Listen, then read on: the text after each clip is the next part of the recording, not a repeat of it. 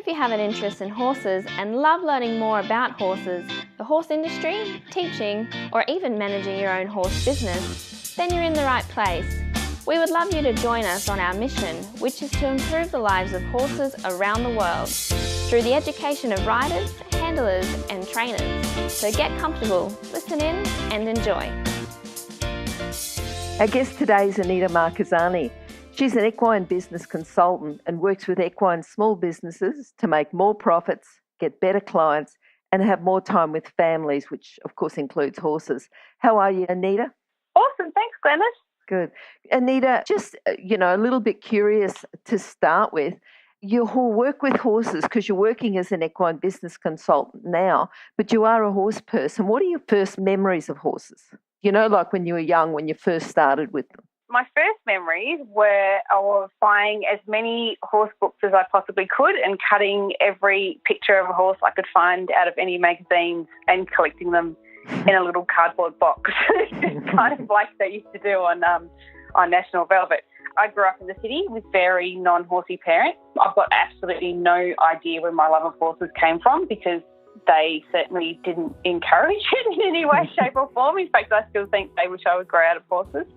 And my grandparents and everything else were the same. It's all very strange. So, yeah, I pretty much saved every cent that I had to buy every possible book that I could. I read everything. I took notes on stuff. I used to doodle confirmation pictures on notebooks at school and label all the parts of the horse and all that kind of geeky stuff that we used to do.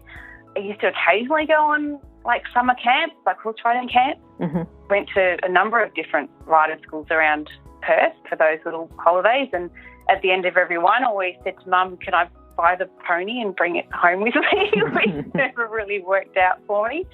And then sort of once I got my own wheels, hit uni, I started grooming for people here and doing bits and pieces before I moved to Sydney. And my biggest learning curve was when I got to the UK.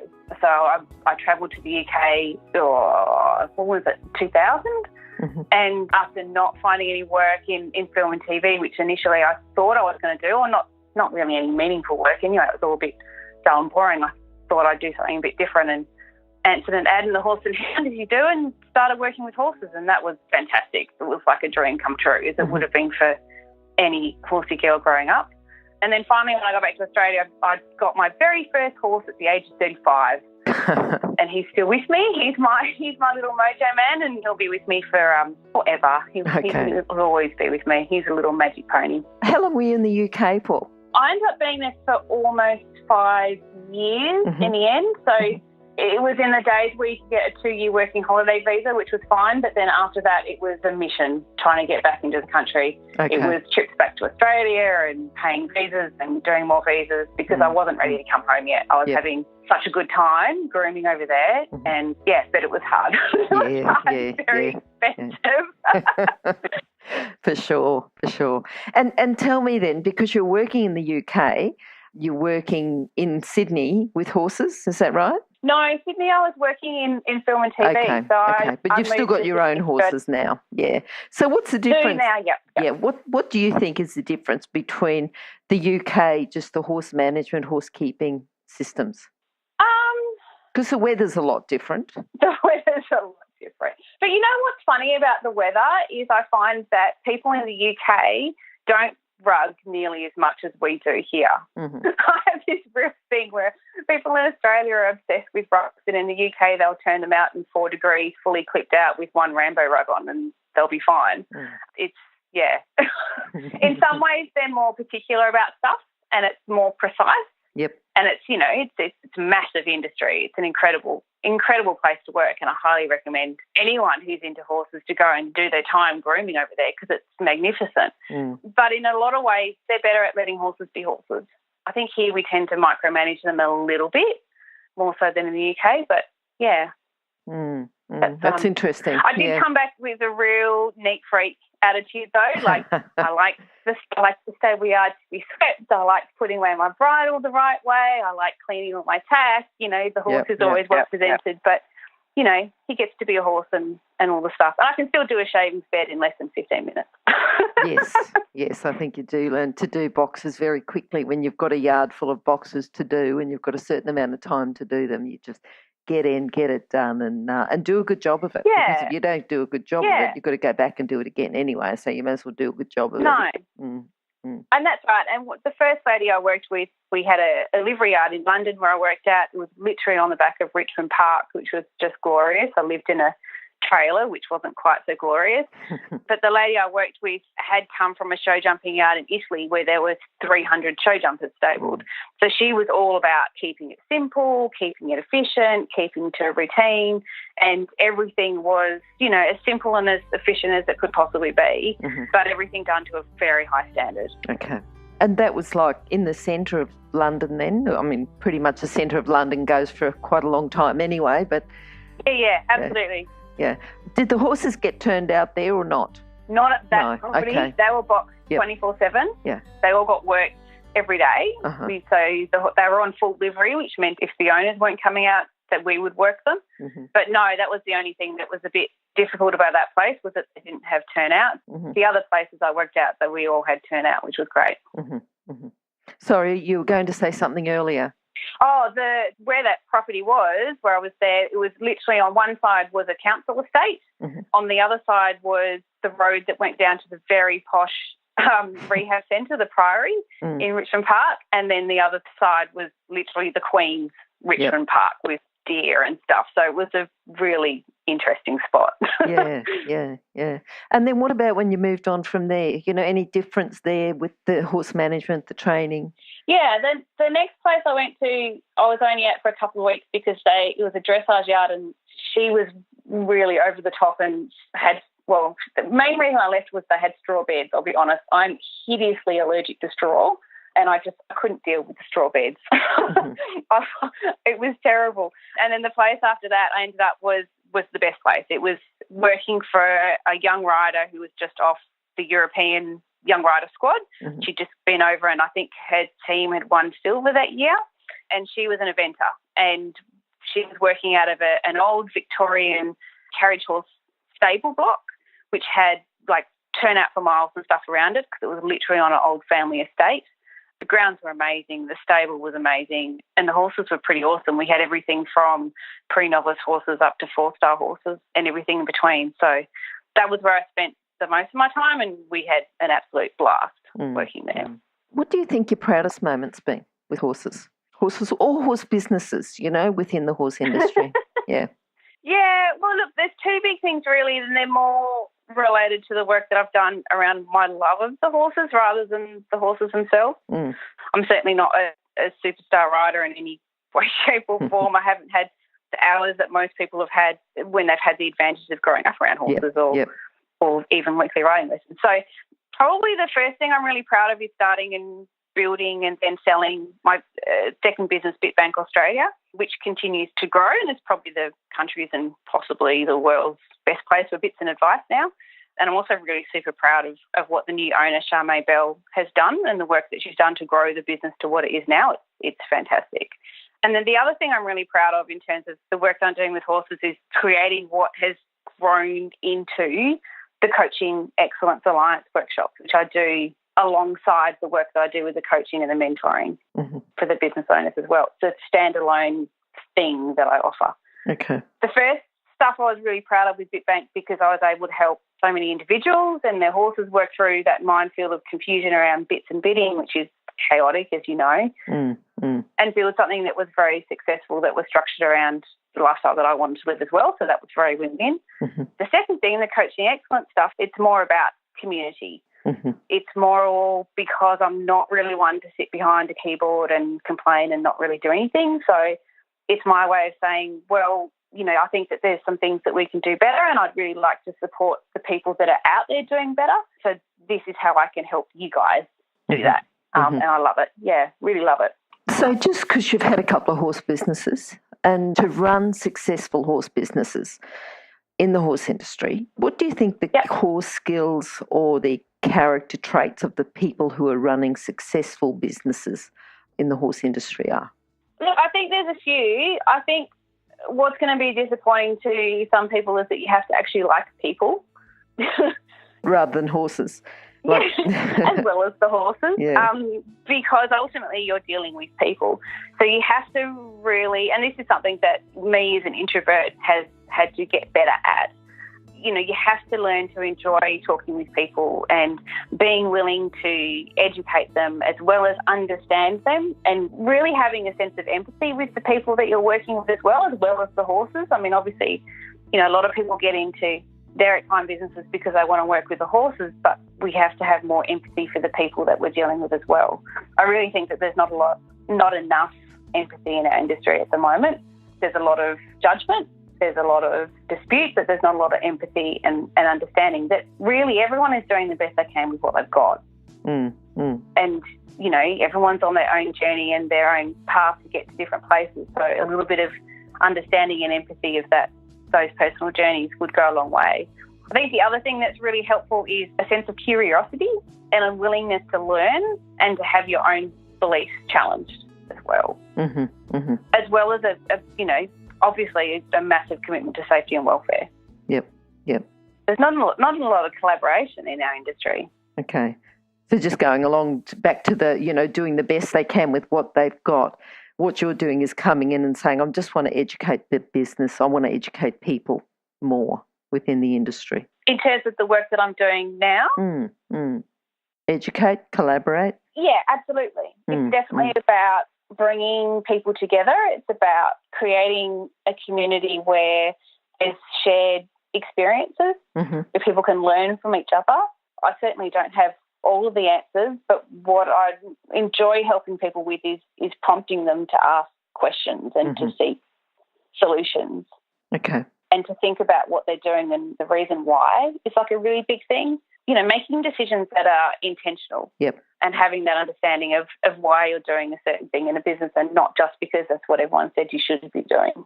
Yeah. And I think if, you know, asking questions, seeking solutions, you're always working to, you know, you talked about expanding your boundaries before, but it's the whole asking the questions and seeking solutions that I like. Yeah, absolutely. What do you think the keys to excelling then are? You know, you've talked about what people need, but what if they want to be better than everyone else? I think part of it is letting go of the idea that being passionate about horses is enough, and that, you know, if you build it, they will come, because that's not true. If you actually want to succeed, and, you know, well, I don't want to use the word succeed because that's got a different meaning depending on who you ask, but if you're actually looking at excelling and delivering an exceptional service to the market, you have to go out there with an aim to be exceptional. You can't just go out there with minimum level of qualifications and standards in whatever that you're doing and expect to be able to, you know, provide an exceptional level of service to the people that you're working with. It's got to be a constant, lifelong journey of learning and skill acquisition. And, you know, like I said, challenging your own beliefs, looking for areas, exploring, and, you know, collaborating with the other people in your space who can help your clients in a way that you can't. I think that's a really useful trait to have, the willingness to be able to ask help from other people. Yep. You know, the people that will ask for help and ask for advice and question things, they're more likely to take that next step forward than the people who sort of think, no, I'm right, I've got it, it's all good, I know everything I need to know. Sure. And I like the idea that you said, you know, letting go of the idea that being passionate about horses is enough. You know, I think it's essential, but it's not enough by itself. And even working with horses, it's not enough. You know, you've still got to get in there and work hard and be persistent and, you know, have sort of work on your skills. Absolutely. What do you think the best thing, because we get a lot of people that come in and want to work with horses because they are passionate, but if they do put the work in and if they do have a business where they deliver the exceptional value and challenge their own beliefs, what do you think the best things about working in the horse industry are? There's so many things. I mean, it depends on where, you know, obviously it depends on what sort of sphere you're working in. If you're, you know, when I was grooming and I was working on the competition circuit, the best thing about that was the simplicity of it, which sounds really strange, but, you know, my mum and dad used to say, I don't understand why you enjoy shoveling shit. And I'm like, but that's actually like the best part. It's the simplicity of it. It's the routine. It's the rhythm of it. It's being able to do everything that you possibly can to the best of your abilities every day, and then getting up and doing it again the next day and maybe pushing that a little bit further. So, you know, in terms of grooming, I mean, I loved grooming, and I loved the simplicity of it. I loved being outside every day, and of course in England the weather's not always as kind as it is here, but I loved the rain, and I loved getting up at 3 a.m. and driving all over the countryside to go to competitions. I don't love getting up at 3 a.m. anymore. For some reason it was way more exciting when I was doing it over there. But yeah, I think also, you know, one of the reasons I love working particularly with, you know, if we're talking about the clients I have in the horse industry, the reasons I love working with them is that, particularly the guys I'm working with at the moment, is they're really smart, thinking people. There's some amazing people in our industry, and there's too many people that are isolated and alone, and if we can collaborate and put these people together in a room, it's incredible the stuff that comes out of that. Mm-hmm. So yeah, the people that work in our industry are pretty damn special, and I think a lot of the times they don't allow themselves to be recognised for that high-level thinking, because they go, you know, they buy into the whole, oh, you just work with horses, or when are you going to get a real job, and all that sort of stuff. But there's some very smart people working with horses right now, very smart. Yes, there's a lot of different niches within the industry, isn't there? You know, yes, still working absolutely. with horses, but bringing in a lot of other skills as well. Yeah. Yeah, absolutely. Oh, hang on a sec. Let me interrupt to let people know about the horse industry qualifications at onlinehorsecollege.com. If you have a look at the flexible options, there's online theory, and the practical components can be completed by video or with a qualified expert in your area. That website again is onlinehorsecollege.com. Okay, thanks. With the Coaching Excellence workshops, what types of businesses do the people work in? So the Coaching Excellence Alliance, that is specifically just for horse riding coaches. Mm-hmm. So with my core business, I do mentoring and coaching for anyone who works in any sort of equine industry or in the pet industry as well. I work with doggy people as well. But the Coaching Excellence Alliance workshops themselves are purely for people that are horse riding coaches. Mm-hmm. They're an in-person, intensive 3-day event where we all meet up somewhere. We talk about coaching stuff for 3 days, which is pretty amazing, and then they sort of carry on and do the thing. I mean, the reason why I started it was, I mean, like I said, I'm not a great rider, I'm not a coach, but the way that I can help these incredible coaches that I was talking to was by helping them be better coaches. And part of that is being better business people, of course, because most horse riding coaches are essentially sole traders. They're out there working on their own, running their own small business, but not knowing how to run it as a business. So there's a component on that we do, but then there's the other components that we look at. We get an equine expert in and then a person expert in, so we can deal with both sides of the equation. The thing that I kind of found a little bit frustrating about all the negative talk around the coaching qualifications and the coaching industry at the moment is, you know, whatever qualification is, the NCS or whatever it's called, or horse riding coach or BHS or whatever it is, there's this perception that getting that qualification will mean that you come out a fully formed coach loaded with everything that you need to know now and forever, right? And it doesn't. I think that's a big fallacy, isn't it? It's the start. Yeah, because it's simply not possible. And it's a really strange argument that I see time and time again on social media and on forums, and it puts coaching accreditation as the end of a journey when really it's the beginning. Definitely. And it's what's wrong, you know, there's a perception across the whole industry, because that accreditation, and it's accreditation, you know, whether you go into a massage course or a farrier course or trimming your feet or nutrition, it's the same thing. But that accreditation simply means that you meet the minimum requirements to do the thing, right? The minimum. And then it's up to you as that coach to continue with that lifelong journey.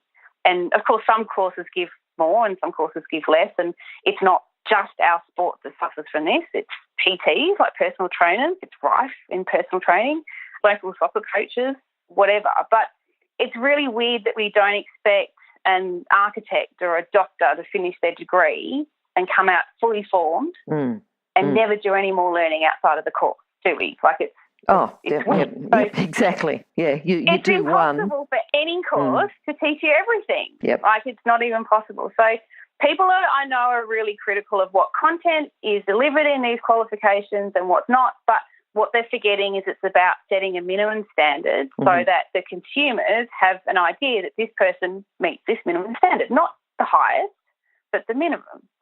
So then if you want, as an individual, want to excel and you want to be the best, then it's your responsibility to take care of your own personal learning journey, your own personal growth, right? So that's kind of the philosophy behind the Coaching Excellence Alliance.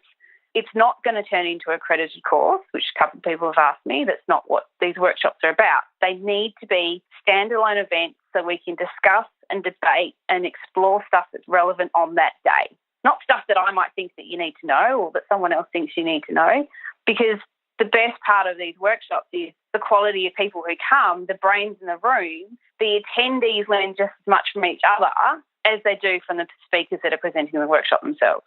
The level of discussion and the intellectual debate and the ideas being explored is like seriously next level stuff. It's really exciting. But because they're standalone workshops, they change. Like every single one I run them, they're completely different. Okay, I think that's good. Good. Now, as well as doing workshops and as well as, you know, having horses and running your own business and everything else, have you got a book that you can recommend to help people with their horse businesses? Yeah. Or one, if you've got one just for horses, that's great, but horse businesses would be good too. No, I thought about this question, and there's two that I would really like to recommend. It's funny, I do a lot of my reading on my Kindle now. Yes. And then when I find something that I really like, I go and buy the hard copy because I voraciously read. And if I bought every book that I read, I would need a whole other house for my library. So the first one is a book that I've definitely got on the shelf. It's by a lady called Amanda Palmer. And if anyone's into sort of indie pop, they would know her from a band called the Dresden Dolls. She's written a book called The Art of Asking. It's about vulnerability, it's about authenticity, and funnily enough, it's full of lessons on sales and growing your business as well, if you look deep enough into the stories that she's telling and what it's all about.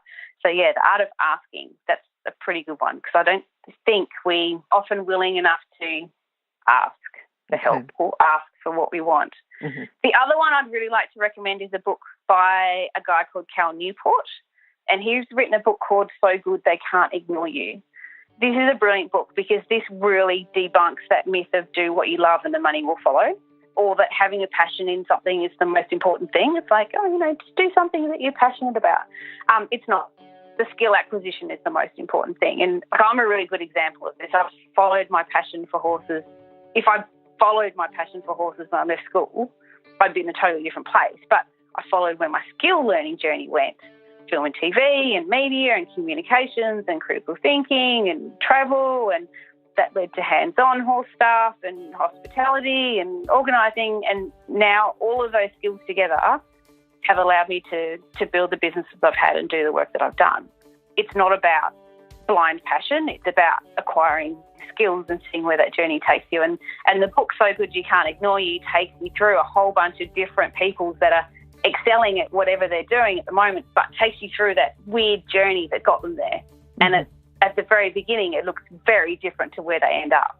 It's really quite fascinating. Yep. Yes, sometimes when you start off even doing one particular area within the horses, within a horse business, or you start riding and training in one area, but then you end up in a different area. They can still complement each other, but it's wonderful how the opportunities come up. Yeah, because everything, all the lessons that you learn along the way shapes the person that you become. Yes. So it's never a wasted opportunity. There's always stuff to be learnt for sure.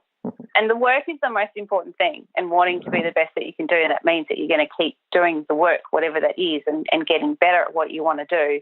And then, if that presents a different opportunity than what you thought, then grab it and go with it. All right, Anita, what are you looking forward to now? What does your future hold? My immediate future in a couple of weeks, although I'm not sure what, we're in podcast land, so we're not talking dates. But in the beginning of February, I'm running a coaching excellence workshop in Brisbane.